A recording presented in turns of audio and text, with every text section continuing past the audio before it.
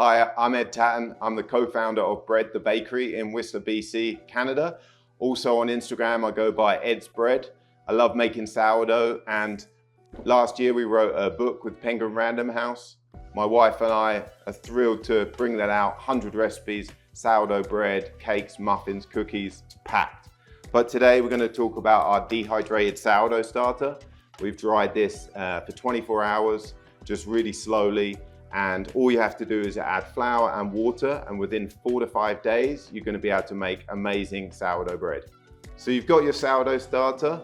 Let's look at some essential equipment that's going to help you get going. So I find it really handy to have a pen and paper, just so you can make notes, what time you fed them, how much you did it, the recipe, anything like that. Temperature of the day, maybe, the weather, all these things, they can be quite helpful.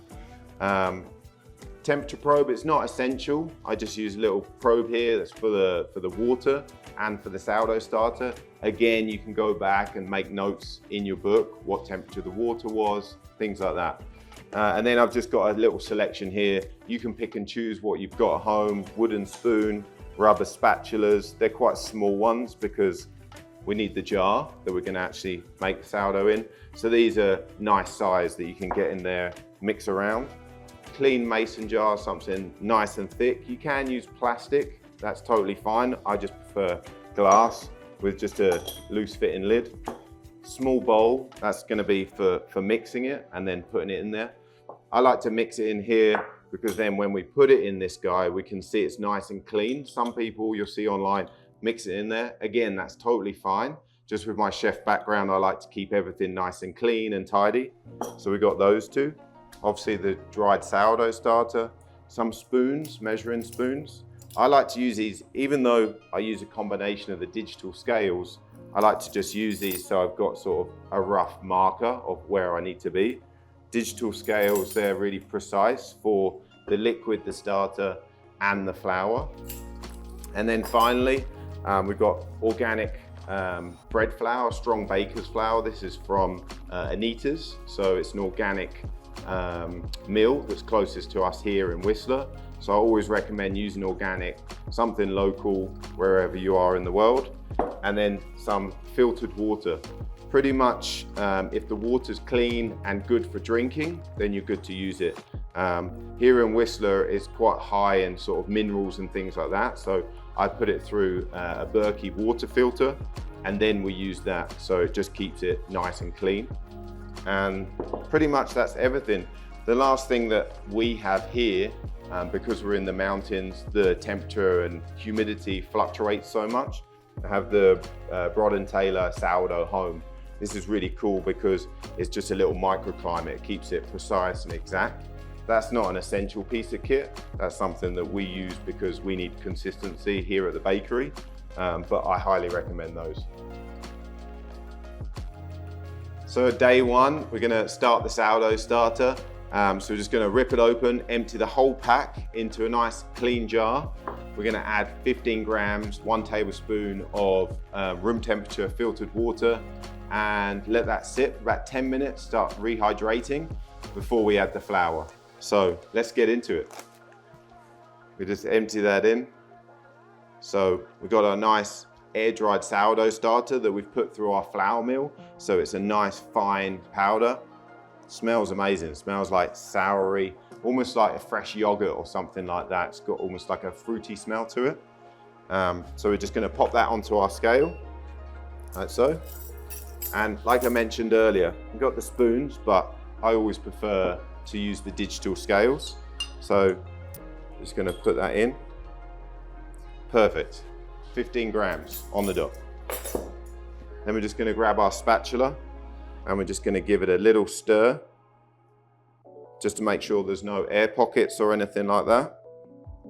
Get rid of any little lumps, and then just like you would with like a pancake batter or something like that, we're just going to let that sit, rehydrate for 10 minutes, come back and add the flour. So the sourdough starter's been sitting there for 10 minutes, just rehydrating with the water. Now we're going to pop it on the scale and add the flour. We're just going to add 10 grams. So a level tablespoon, just straight into the jar, like so. Set that aside. Grab our spatula, just give it a nice mix, just like we did before. It'll be really thick. That's why these rubber spatulas work really well. And then once we've given it a really good mix, we're going to transfer it to the clean jar so we can see exactly what's happening overnight. So we have the sourdough in the jar, nice clean jar. I've just put a bit of tape on the top, day one, just to help us keep, where we're at, what's going on. We sit that on the counter. Nice warm area in your house. If you have the sourdough home, perfect. Pop it in there, 75 Fahrenheit, that would be great. And then we're gonna leave that for 24 hours and then come back and we'll show you what's happened. So we're on day 2 now. As you can see, but it hasn't really moved much. There's no bubbles, it hasn't really risen within the jar, but don't panic. There is activity going on. There's so many little microbes and friendly bacteria in there. As soon as we start adding more flour, more water, in the next 24 hours, you're gonna see way more activity. So the next step is to add the flour and water. We're gonna add 10 grams of the filtered water and 12 grams of the bread flour. We're gonna use our tablespoon measurement just as a rough guide. Give it a good mix, and then like we did yesterday, transfer it to the clean jar. I always like to add the water first. So a heap spoon of that. That's come out at 11 grams. Don't panic. A gram or 2 different is not going to affect it too much. We're just really using this at this stage as a gauge. So again, heaped tablespoon of the flour. So because it was a little bit wet, I just need a touch more. Sweet. Gonna give it a nice mix. This one should mix in a lot easier than yesterday because it's been sitting there. The fermentation has started and I can see that. So you can see it's a lot more liquidy than yesterday. So I've just done another little label, day 2. Again, see where we're at. Keep an eye on that. So got it in a nice clean jar.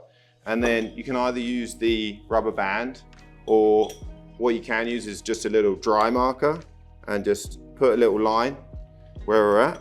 And then we'll be able to, again, keep an eye on the activity, see how much it's rising. But at this earlier stage, it'll be more sort of a visual, sort of few little small bubbles and everything like that we're gonna see. So we're gonna, again, set that down on the countertop or in our BReD Taylor. Nice warm environment just to get all those microbes going. So we're on to day 3 now. As you can see from our little marker from yesterday, there's been a small amount of growth and there are some really small fermentation bubbles.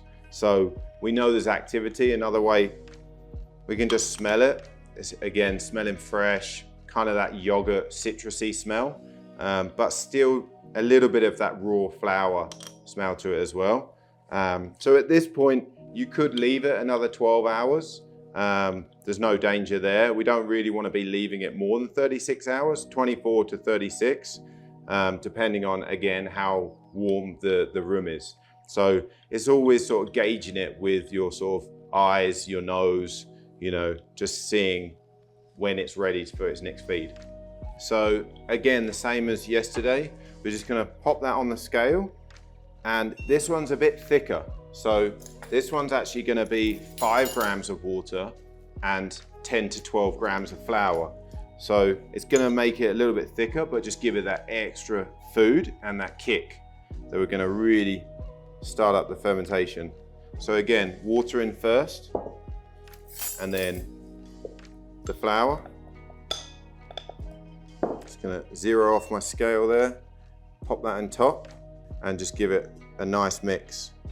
So it's gonna feel a little thicker, almost like the consistency on day 1, but like I said, this is really gonna start kicking up the fermentation, and we're gonna see a lot more activity tomorrow.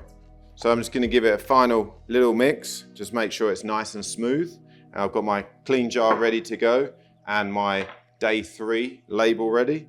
And I'm just gonna transfer that to the clean jar. So we've got the day 3 in the jar, we've labeled the top, and we're just going to mark the side like we did yesterday, just so we can keep an eye on the level where we're at. Store it in a nice warm area in your kitchen or in your front room, anywhere that's clean and warm around that 75 Fahrenheit. Generally, the only issue, one of the main issues you're going to run into when reactivating the sourdough starter is if the environment isn't warm enough. And then the other thing is just to rinse everything that you use. So always rinse the jar with fresh water. Any utensils, you don't want any dish soap contaminating the sourdough starter. I would say they're the two main things to remember. Other than that, you're pretty much guaranteed for success.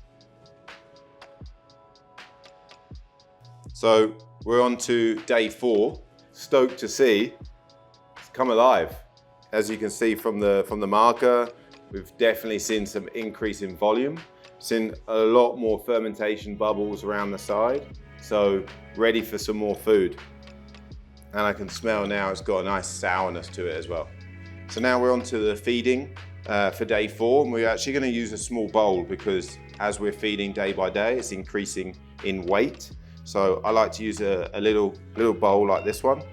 And again, we're going to add the water first. So today's ratio is 50 grams of starter, 50 grams of water, and 50 grams of the organic strong baker's flour. So 1 to 1 to 1. And we're really building that strength. Once we get to the point where the sourdough is very active, that's at the point when we start to reduce the amount of starter in ratio to the flour. So we're just going to pour the water in. So we get that. 50 grams. Just went a touch too much. Perfect, 50 grams. We're gonna take the starter, I'm gonna add that on top. And I can see it's really nice and light as well. So very aerated. It should pretty much be all of it that's in the jar. But just in case there's a touch extra, we'll go steady. And you can see actually it's floating on top of the water, which is another really good sign that it's active. So we're just going to add the rest of the flour, which looks like a lot, but again, it's because it's floating on the top there. Just going to grab our spatula and carefully mix this. And we're going to have a little bit extra here. We've got too much for this jar, but that's no problem. We can use the discard, as they call it, for in pancakes or waffles. In our cookbook, we actually have a whole zero waste chapter. So we don't need to waste it at all, because into the little jar, we're just gonna put 50 grams. So I'm just gonna carefully pour that in. You'll notice it's a lot more liquidy on this one. Then I'm just gonna pop the day 4 on top, and we're just gonna pop our marker on like we've been doing previously. And we're not actually going to leave this 24 hours because now we've seen such good fermentation and activity. We're going to check in on this in about 12 hours. So I predict, with feeding it and everything like that and my experience, that this is going to be popping in 12 hours. It's going to want more flour, more water, and we're almost there, to be honest. And then the discard that we've got here, we can do the same thing. We can leave it on the countertop for 12 hours. Or we can pop it in the fridge and use that in a day or two for in our crepes, in our pancakes, waffles, things like that. So it can totally be utilized. That doesn't need to be wasted. It will ferment slower in the fridge. So we've got those 2 ready. This is 12 hours after we fed. And as you can see, it's really active, really bubbly. So we're gonna feed it now. It needs more flour, more water. But if yours isn't as active as this, you can wait another 12 hours. Don't panic. It could be that your house is just a bit cooler. The bakery is about 75 Fahrenheit, 24, 25 Celsius. So perfect conditions.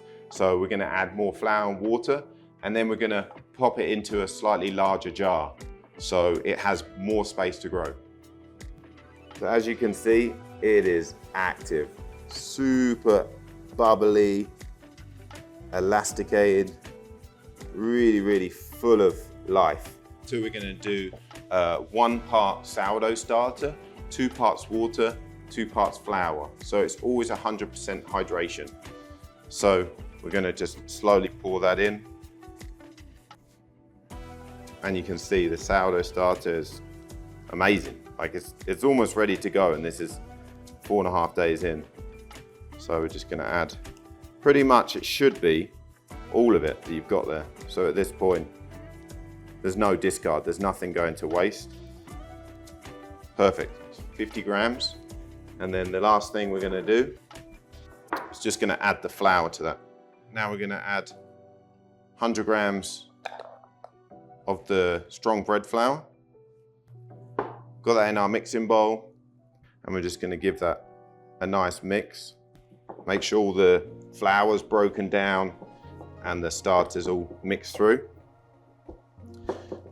And what I like to do, because we're really working that gluten, it becomes quite tight. So a nice trick to do before we transfer it to the larger jar is just going to let it rest on the counter for a couple of minutes and just let it all relax. So now the starter's rested for a couple of minutes, we're just going to transfer it into the glass jar. It's really relaxed, so it should just pour in. Just like this, in there, just like that. We're just going to put on the loose fitting lid, and we just grab ourselves an elastic band, rubber band, and just mark the line where we're at with the starter, and this will just help us gauge how much it's grown.